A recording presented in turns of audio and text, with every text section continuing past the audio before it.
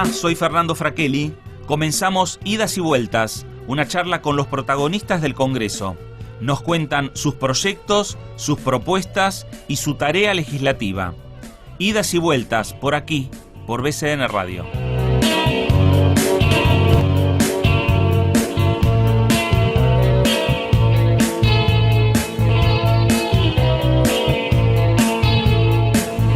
¿Cómo le va? Y en esta charla, en la jornada de hoy, vamos a hablar con un protagonista del Congreso que tiene la particularidad que no es diputado. Este protagonista tampoco es senador, pero vamos a hablar de un tema que tiene que ver y está muy relacionado con la cultura, un tema que está relacionado con el Parlamento Nacional, que después de mucho tiempo, de mucho trabajo, el Congreso recuperó un edificio histórico que tiene la República Argentina, que tiene la ciudad de Buenos Aires, y estamos hablando del edificio del Molino. Vamos a comenzar la charla con el protagonista del Parlamento Nacional que nos está visitando aquí en los estudios de BCN Radio, la radio de la Biblioteca del Congreso de la Nación. Ricardo Angelucci, ¿cómo le va?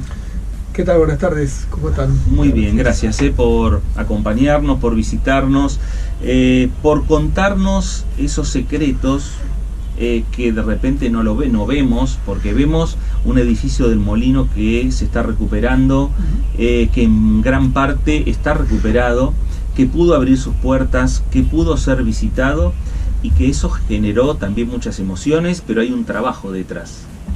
Sí, la verdad que, bueno, en primer lugar, muchas gracias por las convocatorias, porque tratamos de difundir en todo lo posible el trabajo que se hace, porque como cuento siempre, cuando el Parlamento se hizo cargo del edificio después de aquella expropiación del año 2014 y cuando nos entregaron concretamente la llave, digamos el 2 de julio del 2018, era, yo creo que impensado imaginarse que íbamos a llegar a esta posibilidad de abrir las puertas y que tanta gente recorriera y se emocionara con el edificio.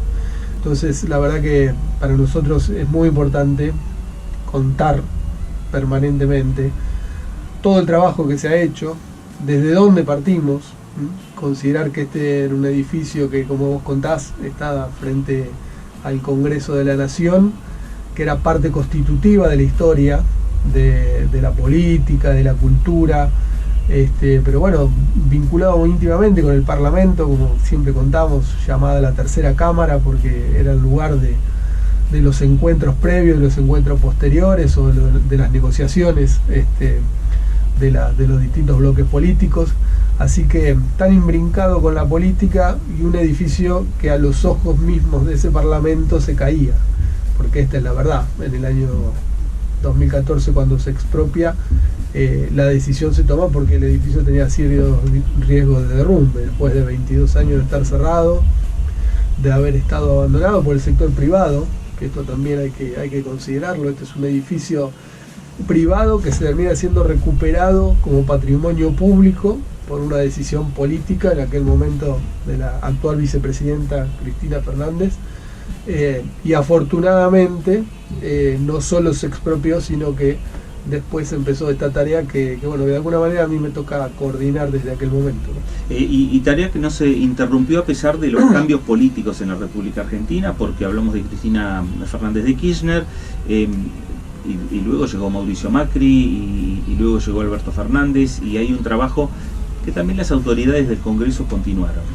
Sí, la verdad que es una de esas políticas de Estado que a veces se declaman y no tantas tienen continuidad. Esta es una política que ha tenido su continuidad con sus vaivenes, pero ha tenido su continuidad en el tiempo.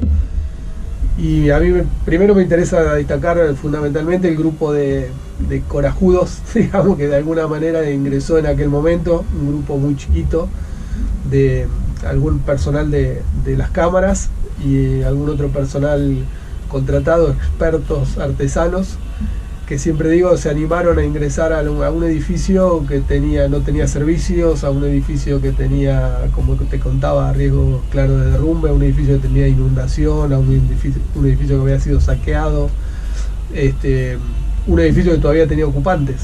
Claro, a ver, un edificio que ingresaron pero no sabían con qué se iban a encontrar. Totalmente, no solo desde el punto de vista edilicio, sino también desde el punto de vista de todos estos componentes adicionales que te estoy comentando, y de hecho, bueno, con varias cosas de estas nos encontramos. Así que ese grupo de gente que ingresó en aquel momento, que ingresamos en aquel momento, la verdad que ha persistido durante todo este periodo, y eso es un gran logro, porque son los que han investigado el edificio, los que han trabajado sobre el edificio y los que han ido descubriendo centímetro a centímetro. Todos los que fueron habrán visto alguna de las exposiciones que hemos hecho, de más de 16.000 objetos que llegamos recogidos en los 7.000 y pico de metros cuadrados del edificio, que van desde las maquinarias utilizadas en la confitería hasta objetos de uso diario que se usaban en los edificios de departamento en la década del 30, del 40, del 50. Todo eso está siendo catalogado, está siendo seleccionado, y de alguna manera va a ser parte de ese museo que tiene que constituir también el molino, más allá de la confitería. Entonces creo que hay muchas aristas que tiene un edificio de estas características, muchas aristas que están muy vinculadas con la política, y es una buena reivindicación de la política haber recuperado este edificio y ponerlo otra vez como un edificio público a consideración de la sociedad. Hay también para destacar, me parece un trabajo importante que realizó el Estado y que realiza el Estado, pero a lo mejor en esos primeros tiempos, en esa primera etapa donde pudieron tener la llave, pudieron abrir la puerta del molino, ahí necesitó que el Estado esté en varias funciones, ¿no? Como para poder, bueno, buscar recuperar el edificio, empezar con los primeros trabajos, y que tampoco sea una erogación tan grande para el Estado. Totalmente. O para el Congreso. Totalmente, sí, desde el inicio hemos sido muy... tuvimos siempre mucho interés en interactuar con aquellos organismos del Estado que tienen esos saberes, como digo siempre, esos saberes públicos que se van acumulando a lo largo del tiempo y que a veces no sabemos que están allí o no nos permitimos incorporarlo en este tipo de tareas. En el inicio, un dato significativo de color y que la verdad que creo que es inédito, como te contaba, el edificio tenía inundación en el tercer subsuelo. Y bueno, parte de esa inundación había que hacer un análisis del estado de situación de ese espacio. Y bueno, tuvimos que hacer una experiencia de buceo con buzos tácticos de la Marina en Rivadavia y Callao. Así que fueron esos buzos los que ingresaron, los que de alguna manera radiografiaron el estado de ese tercer subsuelo y los que diseñaron, nos permitieron diseñar un modelo de apuntalamiento para evitar que el edificio colapsara. Pero después teníamos que hacer el análisis de la estructura justamente para saber qué había que reforzar y qué había que cambiar para que el edificio no se derrumbe, y ahí fuimos a las universidades y fueron las facultades de ingeniería a través de sus cátedras especializadas las que nos determinaron qué era lo que había que hacer y qué otra cosa podía repararse antes de hacer esa intervención, porque como cuento siempre, lo lindo es lo que se ve, pero realmente el trabajo más importante es el que no se ve y que permitió que pudiéramos trabajar en la cúpula, en la terraza, después de estar seguro de que el edificio estaba seguro, para la redundancia. Claro. Contamos con el astillero Río Santiago para trabajar sobre la marquesina. La marquesina de la confitería es una marquesina de las más imponentes de Buenos Aires, que bordea la totalidad del edificio, tanto por Rivadavia como por Callao. Toda su estructura de hierro y chapa estaba totalmente deteriorada, oxidada, en algunos casos perdida, en algunos casos directamente faltantes, digamos, de esa marquesina, que era la que sostenía los vitrós. Entonces teníamos parte de los vitrós, pero no teníamos la estructura de soporte. Bueno, la estructura de soporte la hicimos con el astillero Río Santiago de la provincia de Buenos Aires a través de un convenio, y hoy está terminada totalmente. O sea, claro, toda la parte de soporte hoy está terminada. Y siempre buscando hacer el símil a lo que fue en su origen. Sí, sí. El proceso que estamos haciendo es un proceso de restauración. O sea, es volver al punto inicial que por lo menos podemos detectar. Hay partes de la confitería que fueron incendiadas en la década del 30, como un hecho político que reafirma esto que decimos de la vinculación de la confitería. Momentos de la revolución. En el 30, con la primera revolución y el primer desastre de corte democrático de Argentina, que tanta pena causó después, digamos, la historia dice que militantes radicales se parapetaron en la confitería y tuvieron allí un intercambio de tiroteo con huestes del ejército de Uriburu en aquel momento, y parte de la esquina de la confitería se incendió. Hay crónicas de Roberto Arlt al respecto que cuentan ese incendio, así que quizás como después sucedió con mucho mayor escala en la plaza del 55, estos son siempre los comportamientos que han jalonado la historia argentina en estas disputas antidemocráticas. Así que, digo, parte de esa confitería se quemó en ese momento, entonces, bueno, hay parte de restauración que responde a esa década. Y hay otras partes que son originales de 1910, 1916, en el momento de la apertura. Claro. Así que este es el objetivo, restaurar el edificio a su punto histórico, inicial. Por eso no es un proceso de reparación, sino de restauración integral. Y el otro dato muy importante es que la restauración no es solo material, o sea, no es solo la recuperación de los bienes, de los objetos arquitectónicos. También estamos haciendo un proceso inédito de recuperación de lo inmaterial en términos de la cultura, la historia, los saberes. Por eso es muy importante, que la ley lo establece, que la confitería recoja aquellos saberes, los saberes de la gastronomía que le dieron semejante brillo a la confitería del Molino, y también, por otra parte, que el museo recoja también toda esa historia cultural y política y social, tanto de la gente que vivía en el lugar, en los departamentos de renta, como la gente que era ciudadano concurrente, claro, desde Gardel a Ilia, Perón, Arlt.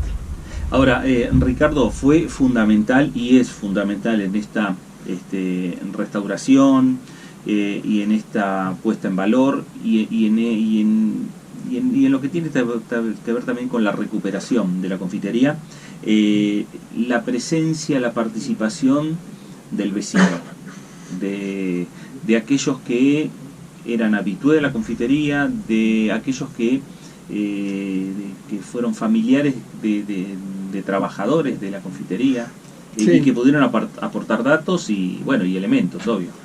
Sí, la verdad que siempre, como te contaba, tratamos de hacer un proceso muy abierto, que este proceso de restauración tenga mucha vinculación con la sociedad civil de alguna manera. Entonces, en primer lugar, tratamos de abrir siempre. O sea, si ustedes se acuerdan, la primera vez que abrimos las puertas fue a 4 meses de haber entrado. Y la verdad que abrimos las puertas justamente para mostrar el estado en que estaba el edificio, que era calamitoso. Pero bueno, queríamos que la gente supiera, claro, que eso era lo que nos habíamos encontrado. Por eso cada vez que abrimos y nos llena de satisfacción, porque siempre hay algo más que claro, se puede mostrar porque se va recuperando. Y en paralelo lo que hicimos fue invitar a todo el mundo a través de las redes sociales, ser muy activos, para que nos acercaran su historia, se acercaran al molino y nos acercaran su imagen y demás. Y la verdad que creo yo que en eso hemos sido, quizás pioneros, porque buena parte de la restauración la pudimos encarar justamente a partir de eso, de la recopilación de imágenes y de historias que nos trajo gente anónima, que pasaba por la esquina y nos decía y nos dejaba una foto de su abuela, que se casó en la década del 40, y entonces veíamos una foto del salón que no teníamos, y un aspecto, una roseta de bronce o un dato de bronce o de madera en alguna esquina, que obviamente no existía hoy y no teníamos registro fotográfico. Claro. La cúpula misma, siempre cuento que los vitrós que hoy se ven en la cúpula fueron una creación que hicimos a partir de una monografía que alguien acercó de la década del 60, donde hay una foto en blanco y negro que presume que mostrar un pedazo de lo que serían los vitrós, porque ya después se deterioraron mucho y nunca más se tuvieron, claro, en tiempos más modernos. Y a partir de eso y de la colaboración de los grandes diseñadores que tenemos y de artesanos en vitralería, pudimos reconstruir lo que hoy se ve como vitrales que son tan significativos. Y en esta última oportunidad que abrimos, estas 2 últimas veces en el mes de julio, le agregamos a esto de las redes y de las visitas un buzón, que es el buzón que estaba en esa esquina, el viejo buzón rojo que estaba en la esquina de Rivadavia y Callao, que lo teníamos en uno de los subsuelos y esta vez lo pusimos en la puerta para que la gente nos dejara su comentario. Y la verdad que si uno se pone a leer los mensajes, bueno, se llena de emoción. Desde gente que comentaba que habían venido a Argentina desde España después de 3 años y que no podían imaginarse porque vivían cerca por acá, claro, no podían imaginarse que después de haber esquivado esa esquina durante tantos años por el riesgo que tenía, por la oscuridad, la cuestión de inseguridad, pudieran entrar a un edificio de esa magnitud. Esto quiere decir que hicieron un buen trabajo y que están haciendo un buen trabajo. Cuando se hicieron estas reaperturas en el mes de julio, las columnas tienen los colores originales. ¿Qué encontraron ustedes en esas columnas? ¿Cómo estaban pintadas? Sí, bueno, las columnas que son las columnas que sostienen el edificio, sí, además, porque son columnas que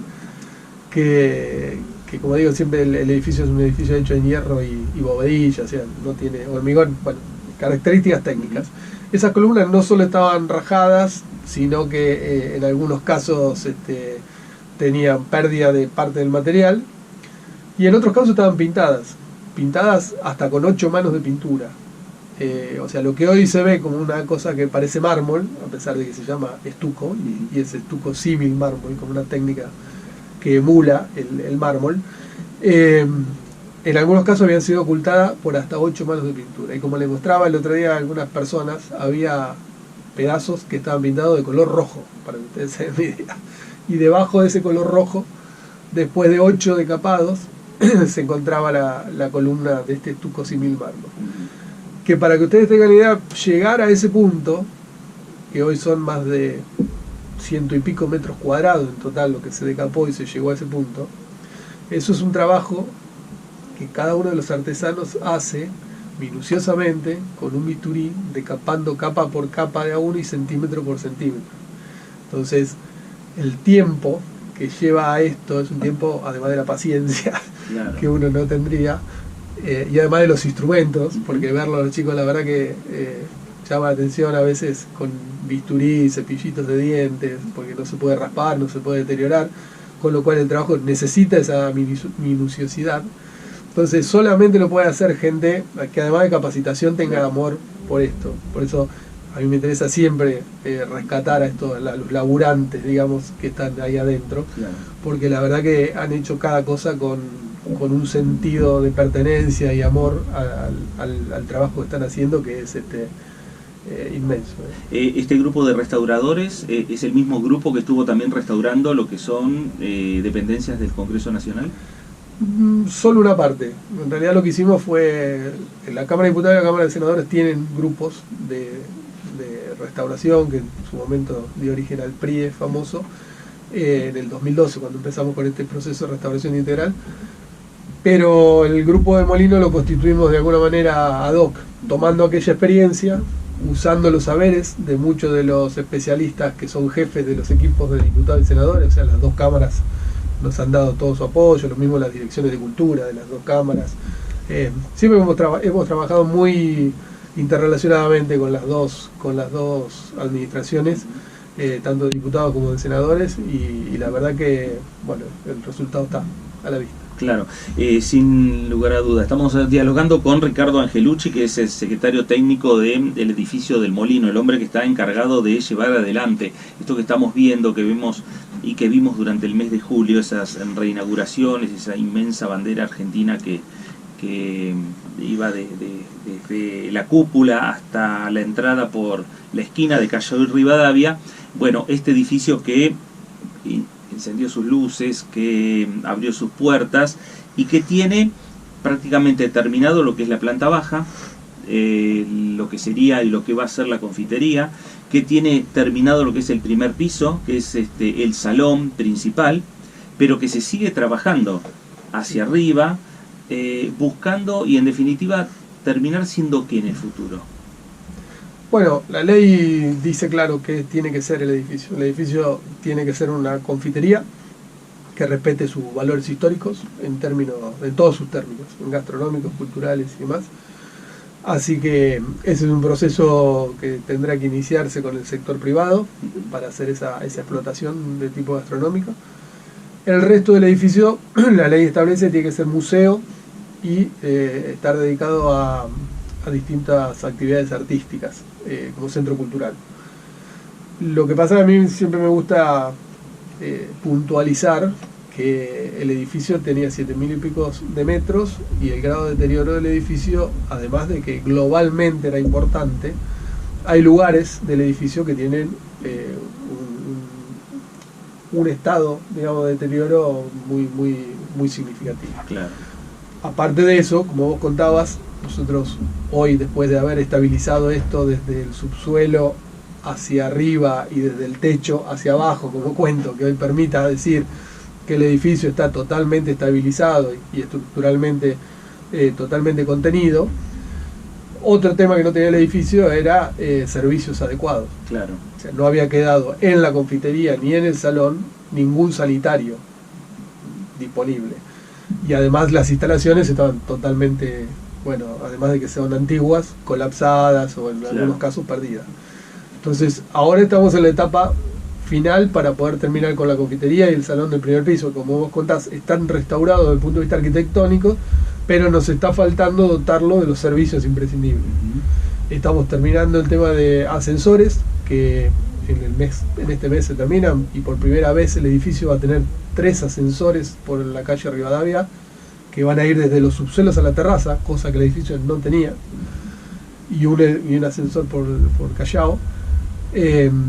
Estamos iniciando con el Ministerio de Obras Públicas, hace 15 días iniciamos la obra de troncal para todos los servicios de agua y cloaca, con lo cual vamos a dotar a la confitería de los sanitarios indispensables para que pueda funcionar como confitería, lo mismo que el primer piso. Y recién terminamos hace 15 días con la empresa prestadora eléctrica, con Edesur, la instalación de una central eléctrica de media tensión exclusiva para el molino. Para que tengan dimensión de esto, digamos, no teníamos tensión suficiente para garantizar los servicios en la confitería del molino. Entonces tuvimos que hacer una central eléctrica propia en un edificio que tiene 106 años de antigüedad. Claro. Y esto lleva también por qué se van retrasando las obras y por qué se necesitan fondos para llevar adelante. Y por qué es tan importante también que otros sectores del Estado estén trabajando.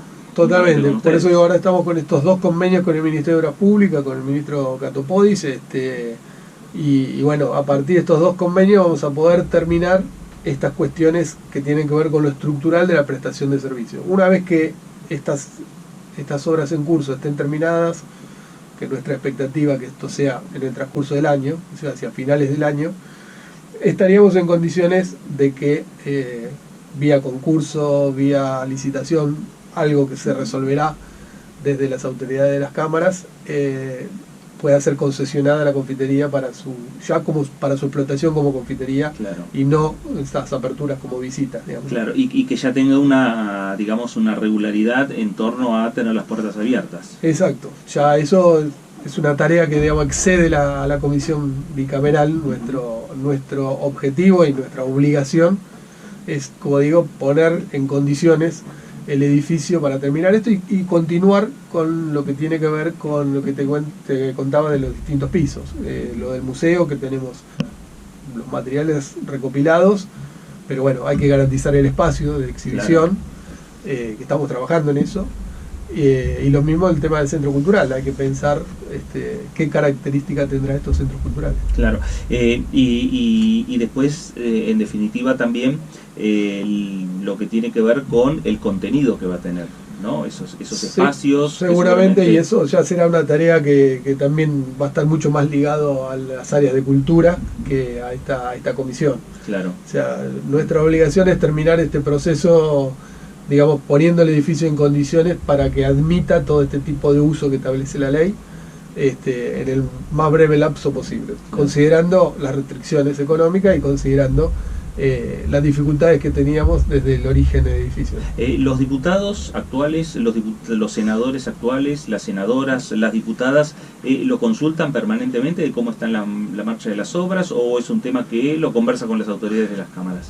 No, la verdad que hemos tenido buena recepción. Bueno, en su momento la comisión estuvo un poquito aletargada por la pandemia. También tenemos que considerar esto. Hace poquitos años que estamos en el Molino y además nos tocaron 2 años, claro, donde prácticamente teníamos que trabajar con turnos muy reducidos, con gente muy dispersa. O sea, la verdad que el esfuerzo que se ha hecho en este poquito tiempo es muchísimo. Así que bueno, eso un poco enlenteció de alguna manera la gestión. Pero no, permanentemente tenemos visitas, senadores, diputados que quieren venir y vienen, vienen a veces con grupos a recorrer, a que contemos esto mismo que estoy contando, sí, y lo que hemos encontrado. Así que la verdad que hemos tenido, desde el punto de vista del apoyo político de las 2 cámaras, apoyo pleno de las autoridades y de todos los legisladores que han querido ser parte, digamos. Ricardo, estamos terminando esta charla, pero queremos terminarla un poco también con la sensación suya. Más allá de ser el secretario técnico que encabeza todos estos trabajos, bueno, ¿cuál es la sensación de cuando le ofrecieron hacerse cargo de todo esto, de cuando abrió esa puerta a lo que fue este mes de julio, donde pudo ver la gente desfilar, emocionarse? No, yo desde mi punto de vista, o para mí, la verdad que es una satisfacción enorme por varios aspectos. La primera cuestión porque para los que, como vos decís, venimos trabajando hace muchos años de la política y hemos tenido siempre la idea de la construcción colectiva y la construcción grupal, haber llegado a este punto, como digo, con un grupo de gente que se animó y me acompañó desde el inicio y tener estos logros es un orgullo. Es un orgullo por la constitución del equipo, por la solidez, por la solvencia, la profesionalidad del equipo, y que estemos todavía, digamos, cohesionadamente trabajando en esto. Por otro lado, es un orgullo también desde la política por lo que vos contás, por la continuidad que esto ha tenido. Y la tercera gran cuestión es que más allá de que es un edificio suntuario y es un edificio que tiene características arquitectónicas particulares, a mí siempre me gusta destacar que de alguna manera es un edificio que tiene una particularidad muy especial y que es un edificio que no estuvo construido por las grandes familias acaudaladas argentinas. Es un edificio burgués, es un edificio que hicieron 2 panaderos, 2 confiteros que creyeron en aquella inmigración de finales del siglo XIX en una Argentina, que vinieron a buscar a una Argentina que crecía, y que me parece que de alguna manera son esos símbolos de la historia que son faros y que nos tienen que marcar. Entonces ser parte de eso para mí es un orgullo y una enorme satisfacción haber llegado a este punto. Ricardo, agradecerle. No es la primera vez que conversamos aquí en Idas y Vueltas respecto a la marcha del trabajo que se viene realizando en la confitería y en el edificio del Molino. Agradecerle nuevamente esta visita, felicitarlo y bueno, y que esperemos poder realizar, ¿por qué no?, en un futuro este mismo programa, instalar el estudio, un estudio móvil, en alguna mesa de la confitería del Molino. Cómo no, están invitados, porque de hecho ya hemos tenido la visita de algunos periodistas que han hecho algún encuentro de allí, así que están invitados y el agradecimiento es mío, porque como te comentaba, me parece que estas son tareas que lo mejor que podemos hacer es difundirla todo lo que podamos. Ricardo, gracias. Ricardo Angelucci, secretario técnico del edificio del Molino, pasó por aquí, por Idas y Vueltas, pasó por BCN Radio, la radio de la Biblioteca del Congreso de la Nación. Gracias a usted que está del otro lado, nos reencontramos próximamente. Programa producido por la Subdirección de Prensa y Difusión de la Biblioteca del Congreso de la Nación.